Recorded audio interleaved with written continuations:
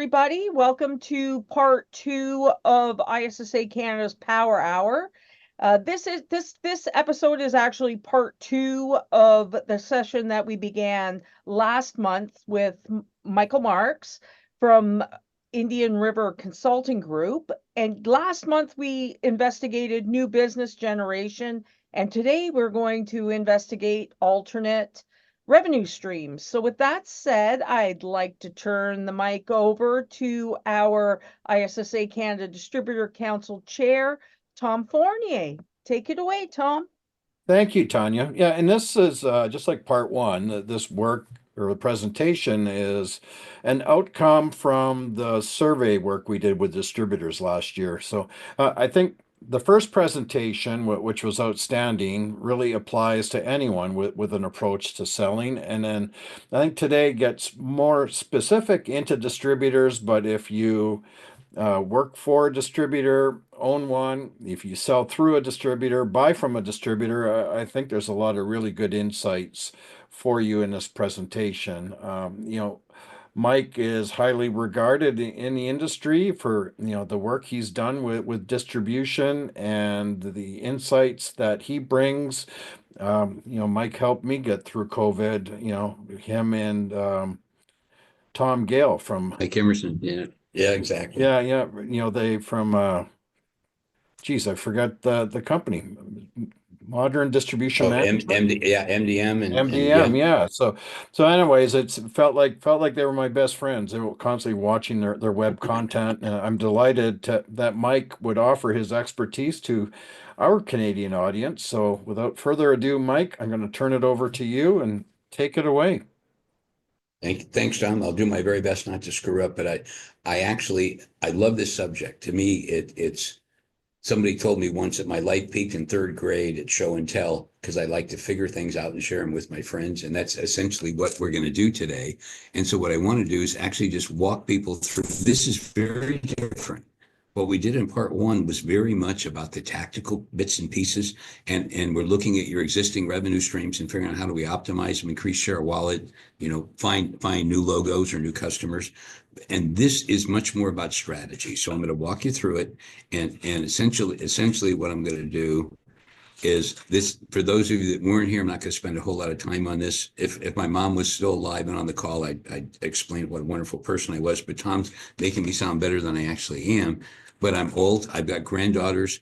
I sit on the boards of several companies. I was the facilitator for the new ISSA strategy, and we've done a lot of help to ISSA doing a lot of their M&A stuff. And I've been a fan of ISSA for a quarter century or longer. So anyway, there's a bunch of stuff in there, and I race sports cars, and I'm old and crotchety, and there's not much of a switch between my brain and my mouth, so I apologize in advance. So where we are in this alternative revenue streams, and this builds on the first one, and Tom made it very clear that if you want to see the first one, you get a copy of the deck and you get it, and so this is actually building on it. And so that was the first one's distribution 1.0, the go-to-market model, and this is now version 2.0. But this is going to be harder. This is not, you can't come in and look for a good idea and go do it. Session one had a lot of good ideas so you can go out and execute without any investment. The things I'm going to talk about today are going to require investment, and there's just no other way to get around it. So as we jump into this, two principles I want everybody to keep in mind, and this is very different. Peter Drucker is considered the father of modern management. He died back in 2005. And he basically, if you look at the two quotes that we have here, this book, that Management, Task, Responsibility, and Practices, was about 500 pages. And in Drucker's view, he said the purpose of a business is to create a customer. That's why it exists in society. Management needs to make a profit, because if they can't make a profit, they're not going to be able to continue supporting the customer, because they have to get a financial return to keep the working capital in the business. So he said, if we're really focusing on trying to create a customer, there's really only two functions, and everything else is just cost. One is marketing, and the other is innovation. And marketing basically says, I know the customer so well that I don't need salespeople. And I know that's kind of an oxymoron when you talk about facility supplies, but fundamentally, if you needed to get a package delivered to Vancouver and I'm sitting in Quebec and I need to get it there tomorrow, I'm going to call an express person and do it. And in the States, we tip FedEx as our key guy. And I ask people, when's the last time you saw a FedEx salesman? And everybody looks at you funny. And I say, look, they ended up creating a solution for a customer that worked really well. And so all the customer has to do is know that the solution's available to solve their problem, and they will find us. Selling becomes unnecessary. If you don't have anything else going and you don't have a really good solution, and there's 10 guys that have the same solution, then it really just comes down to price. The second thing that Drucker talked about was innovation. And this is one of the things, and that's what this is all about, is innovation. And the beauty is that if you look at facility supplies, there's a handful of really big companies, but most of them are what we call owner operator or lifestyle companies. And that says the owner of the capital is also the senior executive.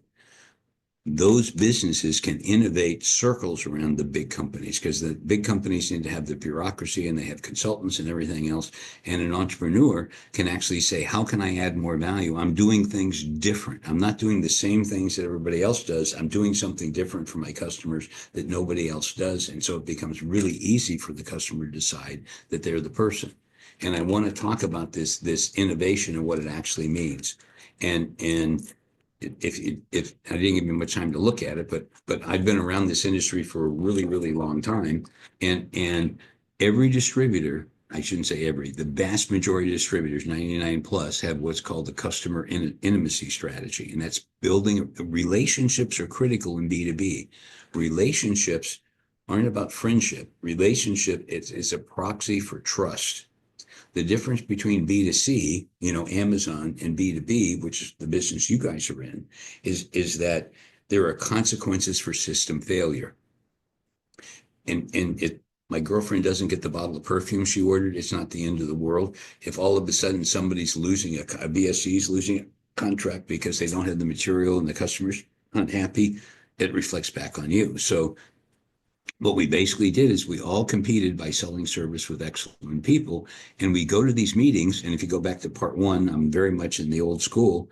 And I like to go to conventions. I like to go to ISSA shows, because all of a sudden I learn about a best practice that somebody else is doing. I'm thinking that's a really good idea and I'm going to adopt it. Having said that, I want to explain this little chart that you're looking at. And fundamentally, this is called the operational frontier for a distributor. And the theoretical maximum amount of money that any of you can make in this industry is when you use and deploy all of the industry best practices. That's this solid curved line you see. And the two axes, the bottom axis reads backwards and it says, what's the relative cost position? On the right, it says low, and on the left, it says high. So if somebody's looking for a price, I stuck Amazon down there because Amazon, if you know what you want and you're clear and it's a part number and it can be shipped UPS, then they're going to be thrilled to death to take your business and the price will be really cheap.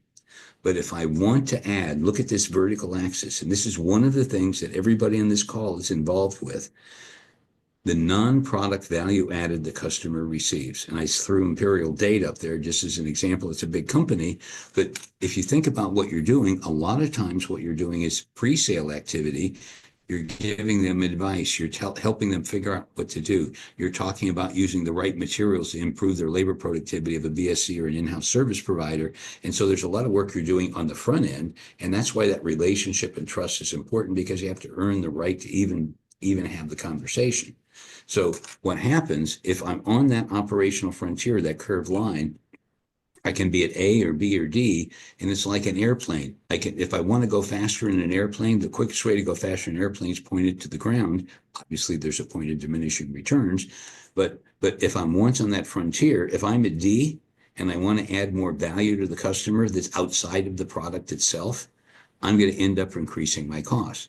So if you're at C, right, and you don't know all the industry best practices, you can improve both the value added you provide and your relative cost position by being more effective, by moving from C up to that line, and then you can do the trade-off of wherever you want. The thing we're going to talk about today is things that are beyond that line, where you go out to that dotted line. This is the paradigm shift, and this is when people are talking about new revenue streams, they're talking about technology and digital and blah, blah, blah. So the key thing is that I used to be able to, any distributor could build a business and be very effective by participating in the trade association and learning about the best practices and getting up to that line. The things we're talking about today are beyond that line. And if you go back to 2019, before we had COVID and the semi-religious experience, we were all talking about digital and generation transfers and source to customers changing and all the rest of it. We didn't take a lot of action. Then the pandemic hit, and so now everything's getting pushed out. So we're above that line in terms of where we're going. There's a link in here. You can click on this book. This is the first time a crowdsourced book. There's over 800 authors in this book. And it's actually in virtually every graduate business school curriculum in terms of taking a look at it. And all I want to do is, there's 2 circles up here I want to talk about. And you have a go-to-market model. Everybody has a go-to-market model. And the go-to-market model is basically, there's 2 parts. If you notice the circle on the right, what are the customer segment? You have to add value to customers. And right now, everybody's pretty much a transactional process. I want to sell things to people. They want to buy them. So there's a buyer and we're acting as sellers. And so we're negotiating with each other and all the rest of it. And they're comparing us against competition. But we have to add value, which is helping them grow their business and build it. And the second part, this is where we're going to be talking about today, is what is your value proposition? And Peter Drucker, the guy I mentioned earlier, said that his second law of service is at times the best you could hope for is to be no worse than the competition. And because if we're doing the same thing, that means you're competing on operational execution. And I'm doing the same things my competitors are, but they're doing the same things. And I just say I'm better, and your salespeople are trying to do it. And a lot of times they end up being high-paid apologists. So you might be looking at this and go, all the rest of these steps. And I would really encourage you to either go to AI and plug in business model generation and get some ideas, or go buy the book on Amazon and take a look at it. The first half of the book's all about business models with great examples that work. The second half of the book's kind of generic consulting 101. So, but there's a lot of things that are in here, but let's talk about what business model innovation does for you. And I'm sitting up here in Pittsburgh. I'm heading back to the airport with a client, and we'll probably stop and get a beer. And so here's a hypothetical story. We had our beer, we're walking to the gate. All of a sudden, I grab my heart and I fall over, and I've had a heart attack. And you're with me, and you say, well, my flight's not for half an hour. So they pull out the paddles and unbutton my shirt and do the whole little paddle defibrillator thing. And he hit the button to save my life, and all of a sudden the battery's dead. And so I'm laying on the floor, I'm dead. You got a flight to catch, you leave. That's not the end of the story. There's going to be a lawsuit. And so here's the interesting part. You've all seen business model innovation in Uber and Airbnb, and we're familiar with all these things. We see them. But I want to talk about batteries, and I want to talk about Grainger and the AED Superstore. Grainger is the largest distributor of batteries in the world. And these are A, C, and D cell batteries, and they're just the biggest. There's this company called the AED Superstore, which is a small. It's an entrepreneurial company, like we're talking. And here's what they did: they send their salesperson into the airport, and they walk and they get up to the general manager and they say, well, we've counted up, you've got 42 defibrillators in this thing. And I know everybody sells you batteries, but here's what I'd like to do. I'd like to sell you batteries, but I'm going to give you a $10 million indemnity insurance policy that if there's a battery that doesn't work and somebody sues you, the distributor will cover the first $10 million.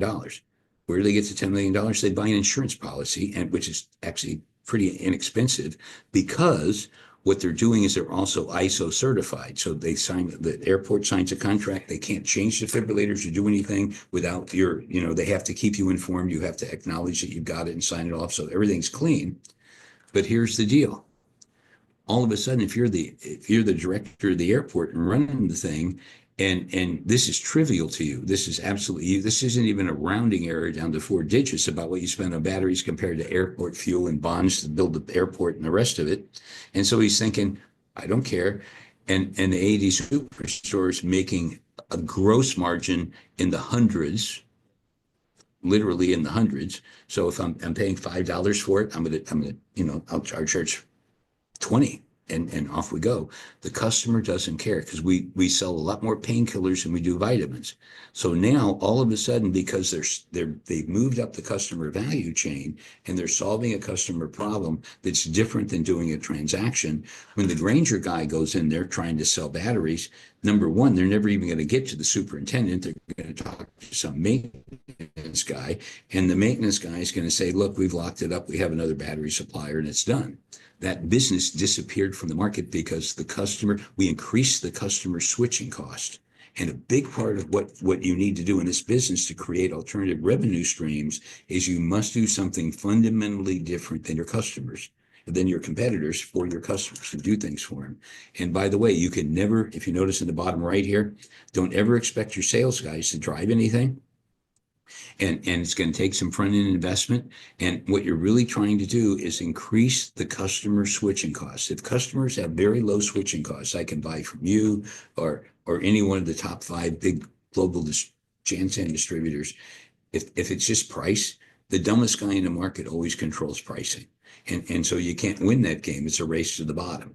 The goal here is how do you change the game? And so people say, well, that sounds all great in theory, Mike, but I live in the real world. And I just want to give you some actual examples of what people have done to get you thinking down a different pathway than maybe you thought about before.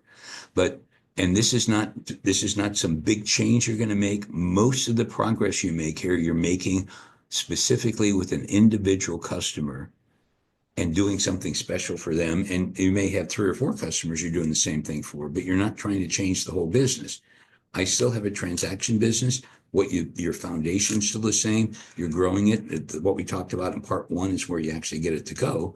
But right now, we're going to look at different things. And there's 4 things you should be thinking about. Think about your good customers where you have the good relationship and you want to move up that value chain. And the big 4 is I'm either going to help my customers grow, I'm going to get them into new markets, I'm going to help them lower their costs. And they say, cut my purchase price. And I go, we don't do that. I'm trying to lower your SG&A costs. One of the hugest problems, if you talk about facilities, is staffing, and the problem with staffing and trying to get the turnover and everything that goes with it. I'm going to help you lower your costs and improve the retention of your staff so you can actually afford to train them and they stick around, or you help them get rid of a critical constraint. They have the wrong capital structure. Those are the things that just remember. We always sell a lot more painkillers than we do vitamin. People change to get out of pain. They don't change for a benefit in very few cases. And I put 4 examples here that I think might actually make sense. And I can't talk about who's doing this, but these were major conversations we had at the recent ISSA show out in Las Vegas.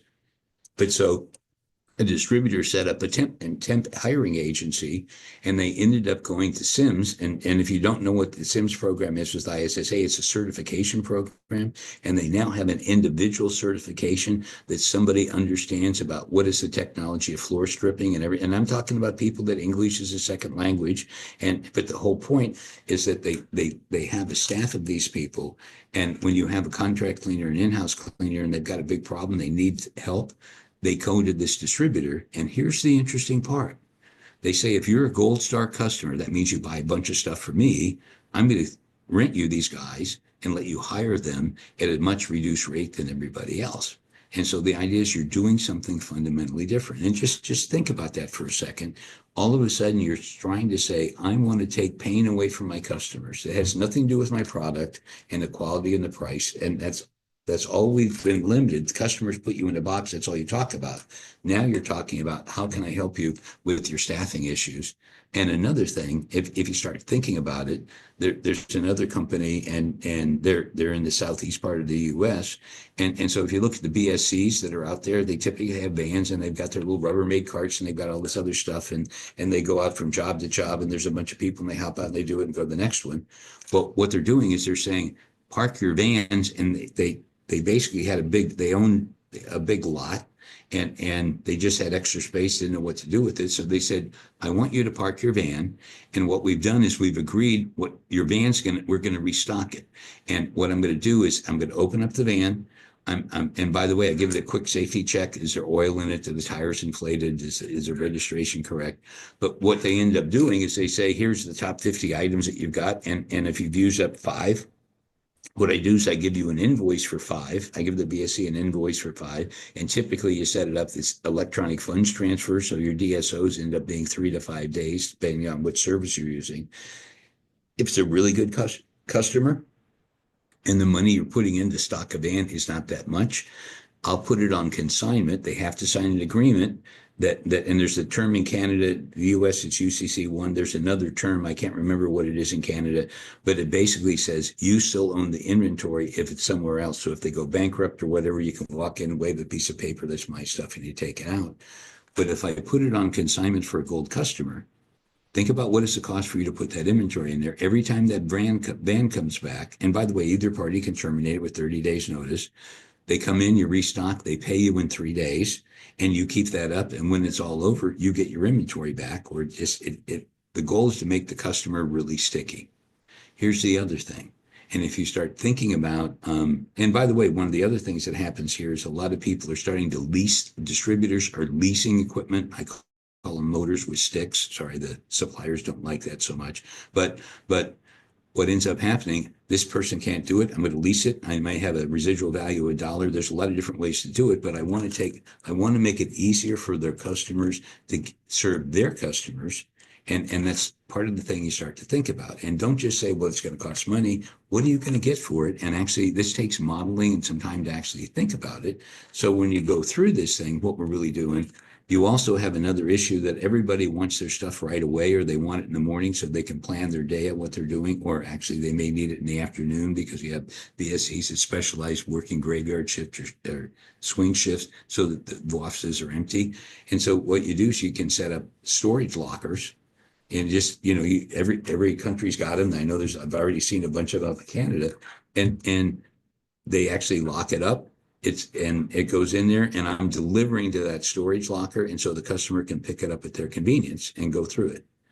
The other thing, and this is really interesting, I was very excited about this at the ISSA show. You can actually build a database and say, here are the standards. If you're at BSC and you're trying to bid a job, and figure out how to make it work and how to make money on it, we can tell you based on the number of square foot and the surfaces you're doing and things like that, how much it takes.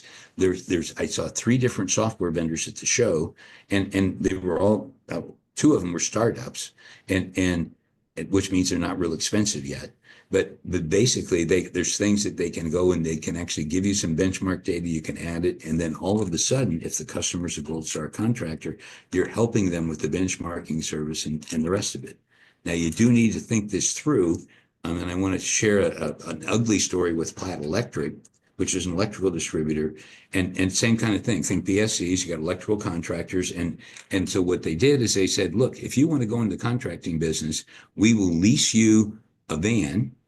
The van will be fully stocked with product. It's consignment, and you're going to bring it in. We're going to do a safety check, and you're going to pay me via electronic funds transfer. And they thought it was all great. Everybody's really excited. But then they had a big blowout because a lot of people that were important to their contractors, think BSCs, said, well, hey, I'm going to go out on my own. And so their large customers got all upset because you made it very easy for them to lose really good people. And they had a blowback. It cost them a lot of money to get that deal unscrewed. It was ugly. But if you go back to what I was just thinking about, I want to put it in a perspective. Think about your business model. What you're trying to do is I'm finding a way to go do something for a customer that my competitors aren't doing. I'm changing the rules. As an example, the airlines did that with the frequent flyer program. And now people will end up sitting on airlines because I want to maybe get a first class upgrade, or I want to check in early, or whatever it is they're doing. And that ends up driving the decision what airline you fly more than price does.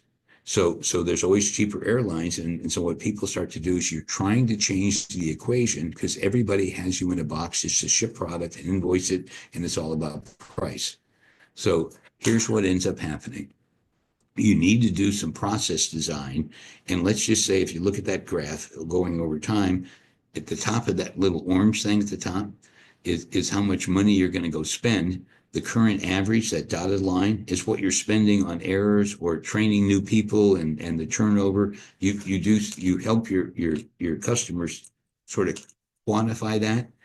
You make a and you're going to do this yourself. What is it costing you to put quotes together? What is it costing you to ship and reship and do all the other things, and you come up with the cost and you say, this is really terrible. And what I want to do is I'm going to make a non-recurring investment to go fix something. I'm going to go buy a piece of software.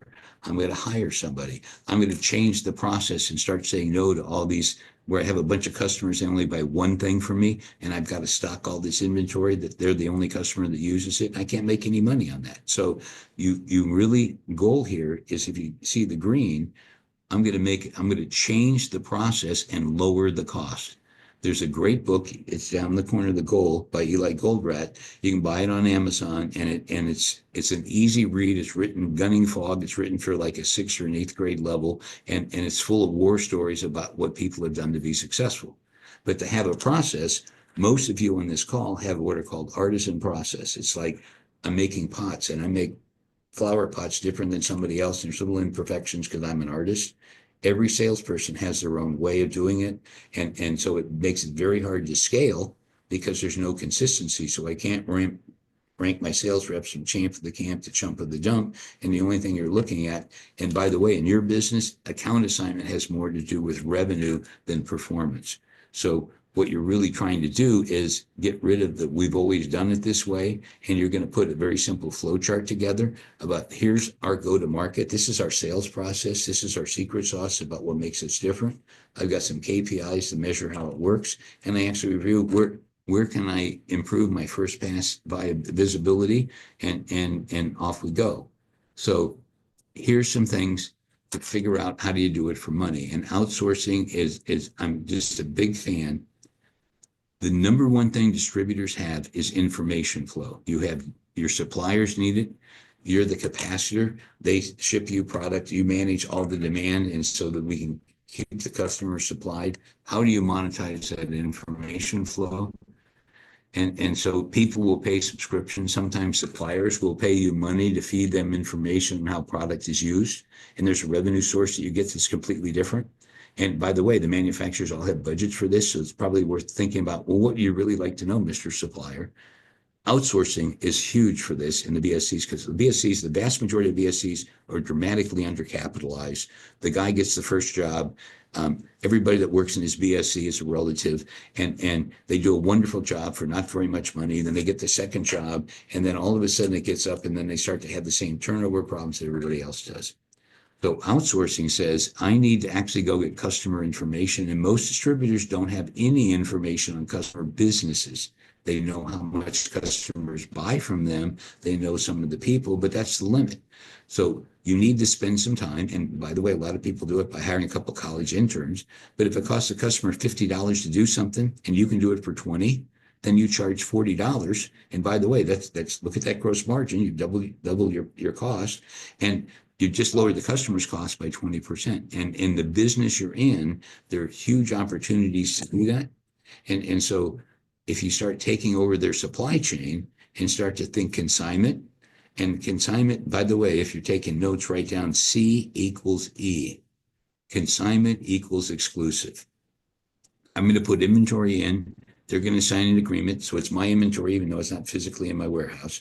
And what I'm going to do is to say, at the end of 30 days, if I can cancel it, you can cancel it, we'll review pricing. I don't have to be absolutely lowest because it's consignment, and I keep refilling it, and they're making money, and they don't have to order anymore because you have a driver that's doing the reorders. The driver goes around in a delivery truck. You've actually stocked the thing up, and the driver goes in and says, what's missing, and I refill it back to the deal. It's not the goal. They're always going to have the same amount of consignment inventory, and I invoice it. And so what you're really trying to do, the number one thing, if I'm a smaller distributor, owner operator, the number one thing I can do to increase my profit is to increase my average order size. And what I want to end up doing is try to get my inventory velocity up as well. And so here's another thing, and this was a major deal that came out of this year's BSC, because we did a bunch of focus groups, and this is a part of the new ISSA strategy. If you have a really good BSC, and I mean, they're professionally managed, and there's a bunch of nationals that are getting national accounts. If you talk about the really large public BSCs, and there's a handful, and they're looking to be able, how do I get coverage, right? I mean, I'm in all the major cities and doing the rest of it, but I need somebody that can go to Red Deer, and I don't have anybody up there, but there's a local BSC. And what happens a lot of times with the nationals, they will subcontract to that. They'll actually have the national uniform that the BSCs put on, but all of a sudden the nationals, it solves their problem of geographical coverage, and nationals are desperate to find BSCs who will actually do it. And but they need to have somebody that's professionally run. So when I went back and talked about the big four things that you've got, one of the things you can do is help them get more revenue. And by introducing and doing that, you're obviously not going to deal with the big public companies that are BSCs and contract cleaners or facility managers. But what you're going to do is you're going to give your BSC a really good customer and get it going. And then there's another thing, and I put something in here. This is a research project we did on Do It Best, and it was a distributor cooperative. And what they ended up doing, they had their customers own part of the distributor. Part of the profit of the distributor got distributed to the owner. So they were customers 364 days a year and an owner 365. And by the way, they didn't, if you wanted a salesperson, you had to pay for the sales call because they captured the sales that were going out in terms of the customer invoicing. And by the way, leasing is getting to be a larger and larger deal. Leasing is happening globally in terms of people trying to get together with things. Simple example, if you go buy a BMW, and this is probably a permanent deal if I'm in Canada, you have to pay $20 a month US in the States to get seat heaters. All the BMWs come out with seat heaters, but it's a software key that you have. If you pay the money, they change the code so the seat heaters work. Now, that's not a big deal where I'm from in Florida, but if you start thinking about this, you're leasing the seat heaters, and people are actually, private equity companies are buying or furniture companies, and they're leasing mattresses to young people. I mean, the whole thing's nuts. But my point is, these are revenue streams, and what does the lease thing do? If somebody doesn't have the capital to buy a bunch of tenant equipment, and they need the equipment to be able to capture that new customer, it's a way you can get in it and make it work. So this is a process. This is where the low-hanging fruit is in terms of where you want to do it.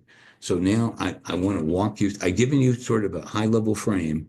Here's the part that's important. This is not the operational frontier. This is beyond it. So you end up talking to a customer. Where's your pain? Where's your heartburn? If I could change 3 things in my business to take the pain away and my butt rash, what would those things be? And then you as a distributor trying to say, what can I do to help them? So that's the model, and it's really focused on a customer. You have to learn a bunch of things about customers that you don't know. A lot of people give up because they don't know how to do it. But what you're basically going to do is I'm going to walk you through a very light strategy development process. And what you end up doing is you put a tiger team together. There's a link down there. You can go learn about it, but it's a cross-functional team. You'll put somebody from the warehouse in, you put a salesperson in, maybe somebody from finance or accounting or credit or whatever, but different silos, and you put them together, and you want them to look at various things that we can do in this area, and each member has a responsibility to do some external research, and it might just be visiting a BSC. It might be going to an in-house service provider. It could be a whole bunch of things, but they're just basically talking and getting some information where they're talking to the customer, but they're not trying to sell anything. Do your very best to get a millennial or a Gen Z on it, because they're not hostage to history. And a lot of distributors, we have long tenured salespeople, and sometimes it ends up being 20 years of experience. It's really 1 year of experience repeated 20 times. And there's an echo chamber because they only talk to each other. The millennial or the Gen Z is going to force you to think about some things you maybe haven't thought about. And so what you're going to do is you're going to describe, what do we want? Where are my customers going to be in 3 or 5 years? What are they going to need? How is the industry going to change? And by the way, if you don't know, maybe you've been so busy working in the business, you've never worked on the business, ISSA has a ton of information on long-term trends and how the industry is changing, and all that data is there. It used to be the best way to keep a secret is write a book and put it in a public library. Now it's put it on the internet. And I don't care about putting a plan together to build some 5-year plan. And by the way, this is not about numbers and revenue forecasts, but you start thinking about what your customers need. And all I need to do is called progressive elaboration. I need to figure out in 3 or 5 years, where are they going to be? And so I know if it's north, south, east, or west. And all of a sudden I want to get to the Pacific Ocean. And and I'm in Quebec or Toronto, and all I need to know is I just need to start heading west. In terms of getting the specific thing, I can get to Calgary before I actually get a map in terms of figuring out how do I get over the mountains. So you're just trying to get the direction right. So if I start working on it, I know I'm going in the right direction, and I'll be smarter when I get to Calgary. So what you're trying to do is then talk about how do I bring my team along so they get going. So the mechanics of how you do this is step two. And it's messy. It's like making sausage. Everybody likes sausage, but nobody wants to see how it's made. And so you take these teams and they start having an internal discussion about your customers, and you sort your customers into your version of who's a winner, who's a loser, and who's uncertain. And you start to figure out, I want to figure out who my winners are as customers. And it's not just what they buy. Most people, when they go through and do this, if you say, who are our best customers? And the best customers, you have a high share of wallet. There's not a lot of drama. They pay you on time, and you're making appropriate margins in terms of what you're doing, and everything just kind of works. There's a chemistry. You sort them out, and by the way, you come up with what the criteria are that define your perfect customer, and mostly it's not volume. It's a bunch of the other things. So then you have a group of winners, and let's say you come up with 20 winners. Just you don't need to have everyone figured out, but what do those winners have in common?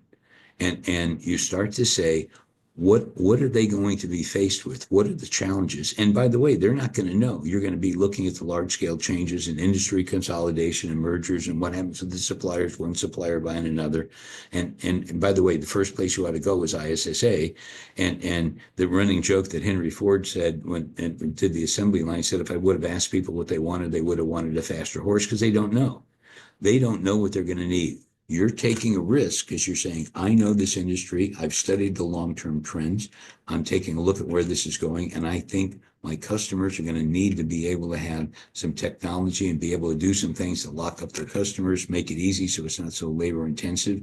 And then, so once you build a picture of what you think, and this is not you, this is what are my services that my customers are going to want from their channel partner. And a lot of these are going to be things you've never done before, and it costs money. And you go, I'm a small business. I can't spray a money hose at this. But you put them in sequence and you start, because remember, you got 3 to 5 years to build this. And all of a sudden you start building these capabilities. So as they get out there, here's the magic. All of a sudden they realize I have this problem. And guess what? This distributor's already got answers. They've got a program I can use. I can use it right away. They're not the cheapest, but it's not being cheap.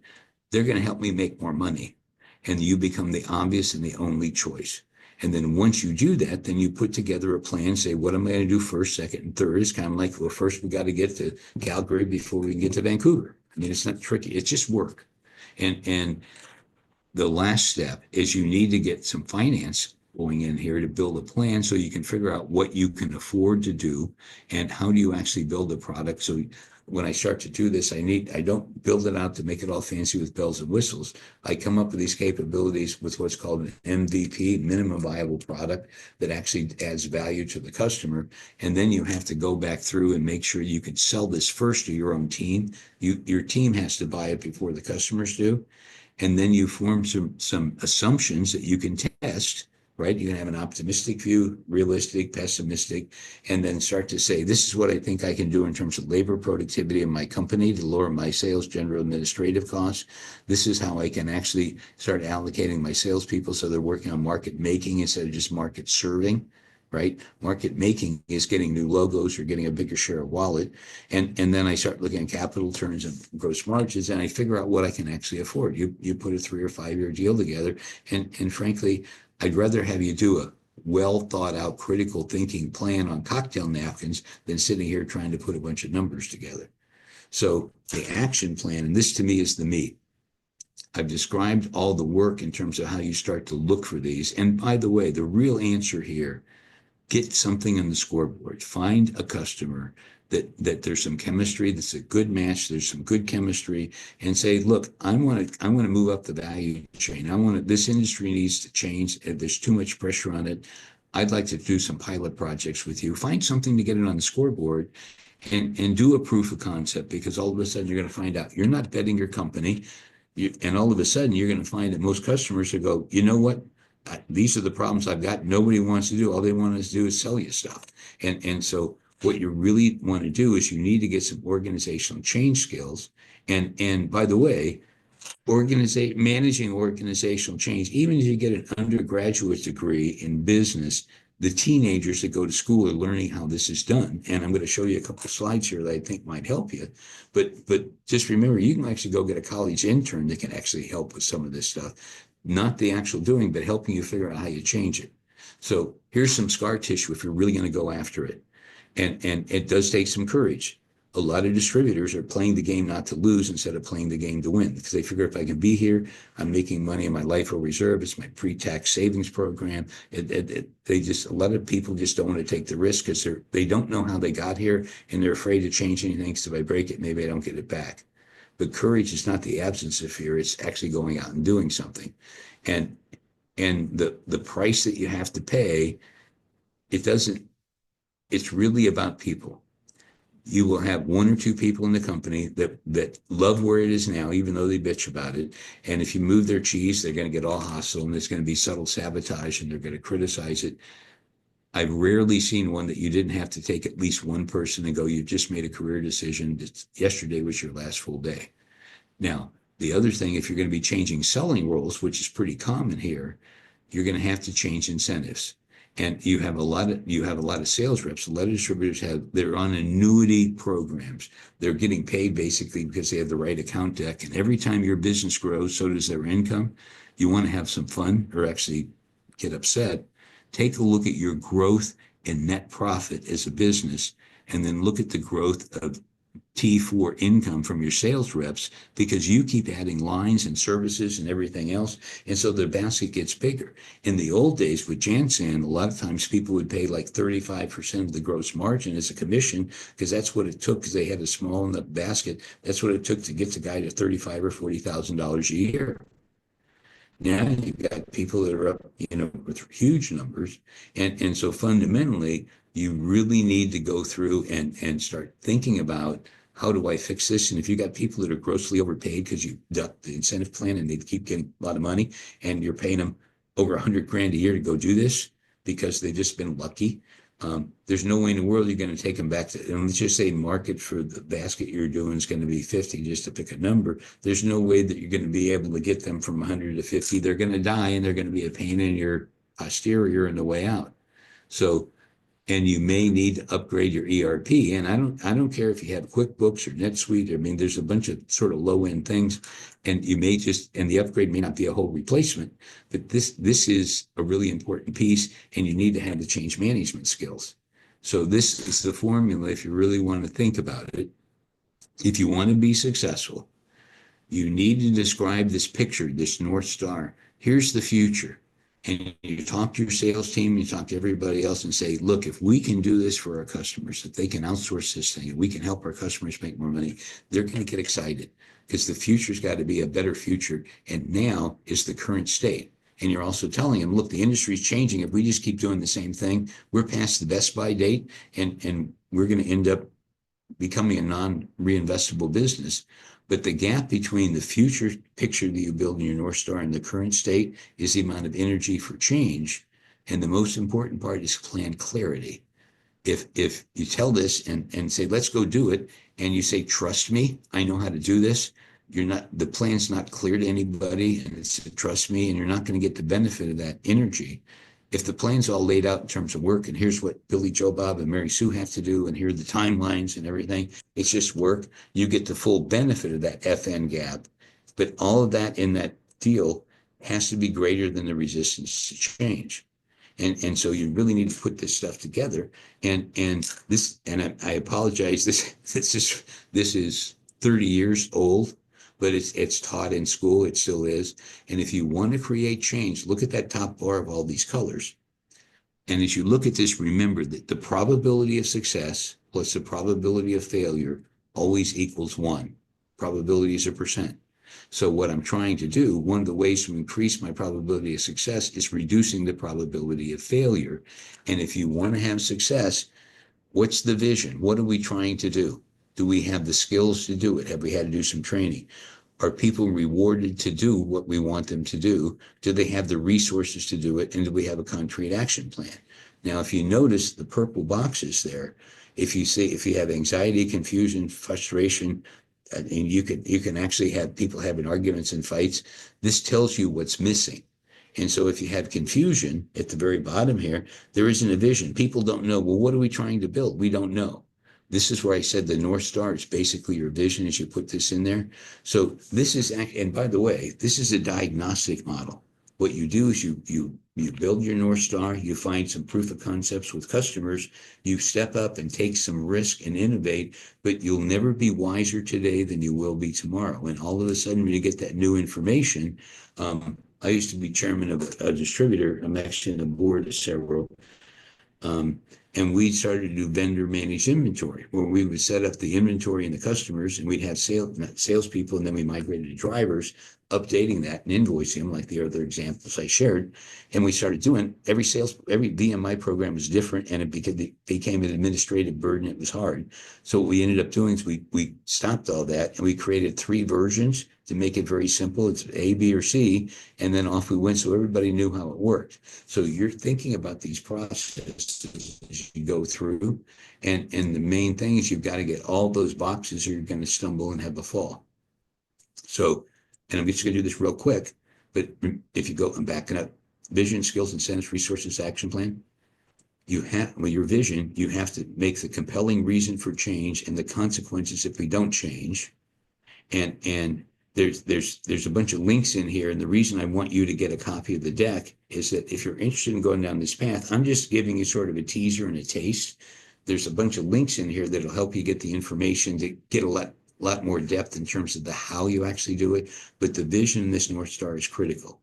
The next thing is you need the skills, and fundamentally, go take a workshop, go watch there's some brilliant YouTube videos on how do you change an organization. Peter Singhey's done some outstanding stuff on this, and all this, everything's available on the internet. It's not hard anymore, but the change of what you learn to run a business and what you learn to be successful in that, change management skills are different. And there's a bunch of theory and a bunch of practices that are put together, and you need to actually figure out how to do a plan, then you got to socialize it, and your team's got to be engaged. The incentives, and Kurt Lewin talked about a 3-step process for organizational change. The first thing I do is I have to unfreeze it and break something. And so we're reorganizing, everybody's all nervous. Then we model the new behaviors, what gets rewarded, what gets punished. And when you refreeze the organization in the new mode, typically the incentives come in stage 3. And you really need to keep up with the pay thing. I like the graphic, it's kind of goofy, but there's also, and by the way, we've done 2 major studies for the National Association of Wholesalers on incentive design for both businesses and salespeople, and they're all available. That's on our website. Don't want to give you a sales pitch. The resources, the biggest problem you're going to have is trying to get the information in the hands of the salespeople. And a lot of this information you don't have, and you're going to have to really, it's about ERP, it's about putting some dashboards together and the rest of it. And what you're trying to do is, instead of having special reports or somebody goes to look at it, you're actually getting some things that we're feeding people more information, and it allows you to benchmark. You have 5 salespeople. Who's the champ of the camp and who's the chump of the dump? Now, this is the real meat. The action plan, and this is from Peter Drucker. Plans are only good intentions unless they degenerate into work. And the formula, I actually took a class in graduate school from him, and it was, the title of the class was work. There's a bunch of management stuff. What's work? For something to be work, you've got a task description. What's the output? Who's responsible? And what's the due date? And fundamentally, I need to lose 20 pounds. That's a good description. What's the tangible output? I can stand on a scale and be 20 pounds less. Who's responsible? My girlfriend. No, wrong answer, Mike. I am. When's the due date? Well, I don't have a due date, and I really enjoyed the 2 donuts I just had at Tim Hortons. So you have to define the work, and you also need to have accountability. Notice the red, and this is, if you forget everything else, this will help you in your day-to-day management.